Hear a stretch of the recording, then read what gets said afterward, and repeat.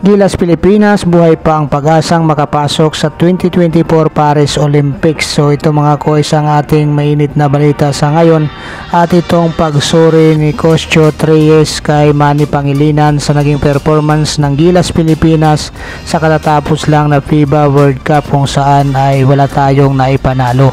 Pero kung bago ka pa lang sa aking munting YouTube channel, baka pwede mo naman i-like sa unsubscribe. So ito nga mga koys, ayon sa balita ng Tiebreaker Times, the FIBA Basketball World Cup 2023, Chot Reyes reached for his phone and promptly apologized to Manny B. Pangilinan.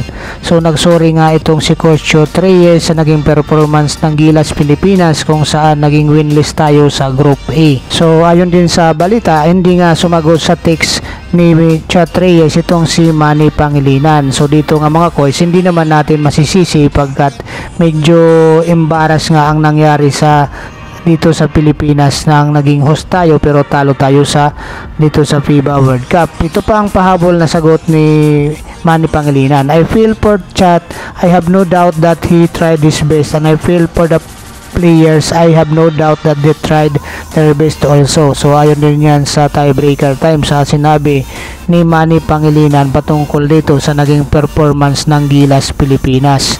So ayun nga mga koys, nagkapagsorry na nga itong si Coach Chot Reyes patungkol dyan sa naging performance ng Gilas Pilipinas, lalong lalo na siya yung tumatayong ulo nga nitong Gilas Pilipinas na hindi tayo nagkaroon ng tsansa na manalo sapagkat kinapos tayo lahat ng ating mga laban sa bandang dulo. So sabi pa nga sa mga balita, medyo basang-basa na lahat ang maging galawan ng ating Gilas Pilipinas at sa style ng pagko-coach dito ni Coach Chot Reyes. So marami na nga ang mga panawagan na mag-resign na itong si Coach Chot Reyes. So hindi pa nga tapos ang laban ng Gilas Pilipinas sapagkat buhay pa ang pag-asa ng Gilas Pilipinas na makapasok sa 2024 Paris Olympics despite na winless ito ngayon sa FIBA World Cup. As a host country, medyo nakakahiya nga ito, sabi pa nga ng mga netizens.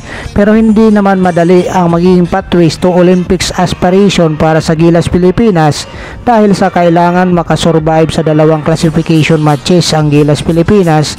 Ito ay ang South Sudan na mayroong 1-2 record sa FIBA World Cup at nagtapos sa 3rd place para sa Group B.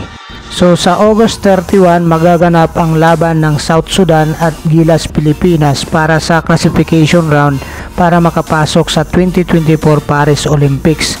So susundan ito ng powerhouse team na China kung saan magaganap ang laban sa September 2 sa Smart Araneta Coliseum. So kailangan dito mga koys na makasecure ang Gilas Pilipinas na manalo dito sa dalawang matches na to para magkaroon ng tsansa na makapasok nga dito sa 2024 Paris Olympics sapagkat iisang ticket lamang ang makukuha dito para sa Asian country na makakapasok sa 2024 Paris Olympics dahil among the Asian country na maganda ang naging performance sa FIBA World Cup ay ang Japan ang mas nakakangat dito dahil nga mga koys ang Japan ay naka-upset ng panalo dito sa Finland. Subalit ang South Sudan ay nasa 3rd place sa Group B na may 1-2 record at ang China naman ay nasa last place na wala ring panalo katulad ng Gilas Pilipinas. Ang South Sudan nga ay pinangungunahan ni Carlick Jones na may average na 23 points sa kanyang dalawang laro pero nalimitahan nga siya sa 3 puntos lamang kalaban ang Puerto Rico kaya mas kailangan mataan o bantayan itong si Carlick Jones ng coaching staff ng Gilas Pilipinas sapagkat anytime pwede nitong iangat ulit ang laro at ang kanyang sarili dito sa laban na ito mga koy. Sumaliban kay Jones ay kailangan din bantayan ng Gilas Pilipinas itong sina Joey Gacol na pumuntos ng 21 points at saka si Nuni Umot na nag-ambag naman ng 17 points kontra dito sa Puerto Rico. Samantala ang Asian powerhouse team na China naman ay pinangunahan ng kanilang naturalized player na si Kyle Anderson sa isang NBA veteran.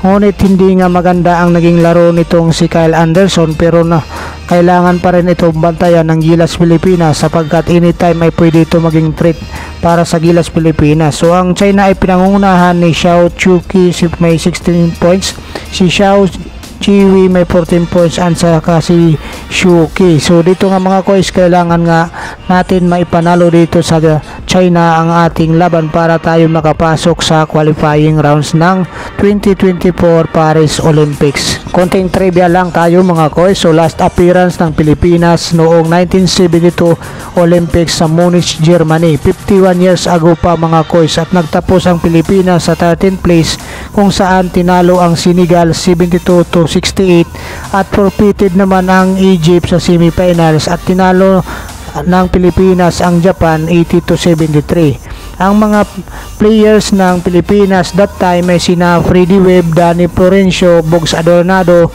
John Papa, Manny Paner, Yoyong Martires, Timbong Melencio, Narciso Bernardo at Jimmy Mariano. So maraming salamat mga kois. Kung meron kayong mga komento at suggestion, iwan nyo lang dyan sa baba. God bless you all. Bye bye.